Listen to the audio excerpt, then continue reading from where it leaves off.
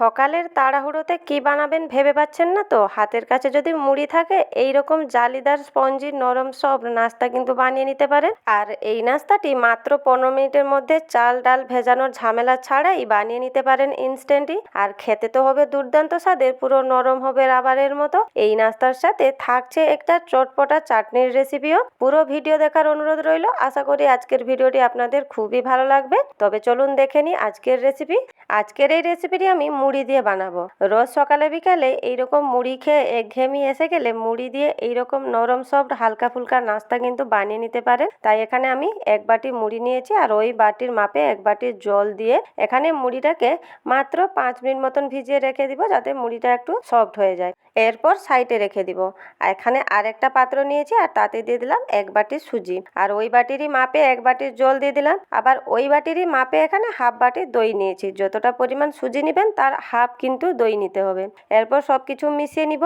আর এই দইটা আমি বাড়িতেই বসিয়েছিলাম। আর এই সুজিকেও 5 মিনিট রেস্টে রেখে দিব। যতক্ষণ রেস্টে আছে এদিকে একটা চটপটা চাটনি রেডি করে নিব। একটা ফ্রাই প্যানে 1 চামচ তেল নিয়েছি, ফোড়নে 2টা শুকনো লঙ্কা, 1 চামচ জিরে, 1 চামচ নিয়েছি বিরির ডাল আর 1 চামচ নিয়েছি ছোলার ডাল। এরপর সবকিছু দিয়ে ভালোভাবে একটু ভেজে নিব, যাতে এদের সুন্দর গন্ধটা বেরিয়ে আসে। হালকা একটু ভাজা হয়ে গেলে তাতে একটা মিডিয়াম সাইজের পেঁয়াজ কুচি, এক টুকরো আদা কুচি, 5টা মতন রসুনের কোয়া আর 10টা নিয়েছি কারি পাতা দিয়ে দিলাম। এরপর সবকিছুর সাথে একটু মিশিয়ে ভেজে নিব। আর এই সময় দিয়ে দিব এখানে বাদাম। এখানে আমি 2 চামচের মতন বাদাম দিয়ে দিলাম। বাদামটাকেও সবকিছুর সাথে মিশিয়ে ভেজে নিব। যখনই সবকিছু হালকা ভাজা হয়ে যাবে তাতে একটা বড় সাইজের টমেটোকে আমি ছোট ছোট টুকরো করে কেটে দিয়ে দিলাম। এরপর দিয়ে দিব এখানে পরিমাণ মতো লবণ। লবণটা দিয়ে সবকিছু ভালোভাবে মিশিয়ে মিনিট 2 মতন ভেজে নিব। এখানে দেখুন মিনিট 2 হয়ে গেছে আর সবকিছু ভাজাও হয়ে গেছে।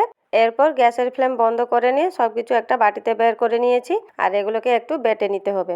এখানে আমি সবকিছু বেটে নিয়ে এসেছি। আর চাটনি দেখুন একটু ঘন লাগছে, আমি একটু জল দিয়ে পাতলা করে নিব। আপনারা আপনাদের মতন রাখতে পারেন। আর কালারটাও খুব সুন্দর এসছে। এই চাটনিটাকে এইভাবেও খাওয়া যায়। তাছাড়া এর একটু টেস্ট বাড়ানোর জন্য এখানে আমি একটা কড়াইতে 1 চামচ নিয়েছি তেল, আর তাতে ফোড়নে 1 চামচ কালো সর্ষে, 3টে শুকনো লঙ্কা আর 5-6টার মতন আমি কারি পাতা দিয়ে দিলাম। একটু ফোড়ন দিয়ে দিলে এই চাটনির টেস্টটা কিন্তু বেড়ে যায়।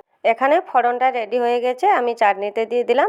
আর চাটনিতে ফোড়ন দেওয়ার পর সবকিছু ভালোভাবে মিশিয়ে নিলে আজকের এই চটপটা চাটনিটা রেডি। আর আজকের এই হালকা ফুলকা নাস্তার জন্য এই চাটনিটা অবশ্যই বানাবেন। এখানে চাটনিটা রেডি হয়ে গেছে, সাইডে রেখে দিলাম। আর এদিকে যে সুজি রেস্টে রেখেছিলাম দেখুন সুজিও অনেকটাই ফুলে গেছে আর মুড়িটাও অনেকটাই সফট হয়ে গেছে। এখানে মুড়ি থেকে জলটা ঝরিয়ে নিব। মুড়িটা থেকে আমি জলটা ঝরিয়ে নিয়ে এসেছি। এরপর কি করব না সবকিছু একটা মিহি করে কিন্তু গ্রাইন্ডিং করে নিতে হবে। তাই প্রথমে মুড়িটাকে আমি গ্রাইন্ডিং জারে দিয়ে দিলাম। এরপর তাতে দিয়ে দিব যে দই আর সুজির মিশ্রণটা। এখানে বাটার সময় যদি একটু জল লাগে তো একটু জল দিতে পারেন, তবে কিন্তু বেশি পাতলা করা যাবে না। ব্যাটারটা কিন্তু একটু ঘন রাখতে হবে। এখানে দেখুন আমি সবকিছু ভালোভাবে মিহি করে গ্রাইন্ডিং করে নিয়েছি। আর ব্যাটারের ঘনত্বটা ঠিক এইভাবেই রাখতে হবে। আমি একটা পাত্রে ঢেলে নিচ্ছি। আর ব্যাটারটা কিন্তু এখানে বেশি পাতলা করা যাবে না, এইভাবে একটু ঘন রাখতে হবে। এরপর ব্যাটারে দিয়ে দিব পরিমাণ মতো লবণ। লবণটা দেওয়ার পর 1 চামচ দিয়ে দিলাম চিনি। চিনিটা সম্পূর্ণ অপশনাল, আপনারা স্কিপ করে দিতে পারেন। আর নিয়েছি এখানে নাস্তাটি যাতে একটু ফুলে আর জালিদার স্পঞ্জি হয় তার জন্য ইনোর বদলে এখানে বেকিং সোডাও দিতে পারেন। 1 প্যাকেট ইনো থেকে আমি এখানে হাফ দিয়েছি। হাফ ইনো দিয়ে ব্যাটারের সাথে মিশিয়ে নিচ্ছি। আর মেশানোর সময় দেখুন ব্যাটারে হালকা বাবল এসেছে। এরপর দেরি না করে নাস্তাগুলো বানিয়ে নিব। আর বানানোর জন্য এখানে একটা ফ্রাই প্যান নিয়েছি, তাতে হালকা একটু তেল ব্রাশ করে নিলাম। এরপর তাতে 1 চামচ ব্যাটার দিয়ে দিব। আর ব্যাটারটা দিয়ে ওই চামচ দিয়ে আমি ঘুরিয়ে ঘুরিয়ে একটা গোল শেপ দিয়ে নিচ্ছি। যেভাবে আমরা ধোসা বানাই ঠিক সেইভাবে একটু বানিয়ে নিতে হবে। এরপর ঢাকা দিয়ে 1 মিনিটের জন্য রেস্টে রেখে দিতে হবে, যাতে নাস্তাটি ভেতর থেকে একটু সেদ্ধ হয়ে আসে। এখানে আমার 1 মিনিট হয়ে গেছে, ঢাকাটাও খুলে নিচ্ছি। আর নাস্তাটি দেখুন কতটা জালিদার স্পঞ্জি হয়েছে, দেখেই বুঝতে পারছেন। আর প্যানে একটুও লেগে থাকবে না। এখানে একটা আমার বানানো হয়ে গেছে, একইভাবে আবারও একটা বানিয়ে নিব। বানানো খুবই সোজা।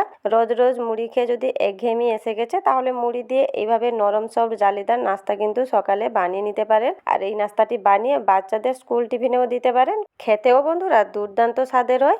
আর একে একে এখানে আমি সবকটা নাস্তা বানিয়ে নিচ্ছি। এখানে দেখুন প্রত্যেকটা নাস্তা কিন্তু জালিদার আর সফটই হয়েছে, পুরো নরম তুলোর মতো হয়। এখানে নাস্তাটি বানানোর কিন্তু কোনোই ঝামেলা নাই। হাতে যখন সময় কম থাকবে এইরকম নাস্তা কিন্তু বানিয়ে নিতে পারেন। আর দেখুন কতটা নরম সফট হয়েছে। ঠিক এইভাবে নাস্তা খেতে কিন্তু ভীষণই মজার হয়। একবার বানিয়ে বাড়ির সকলকে খাওয়ান তো দেখবেন আপনার প্রশংসাই করবে।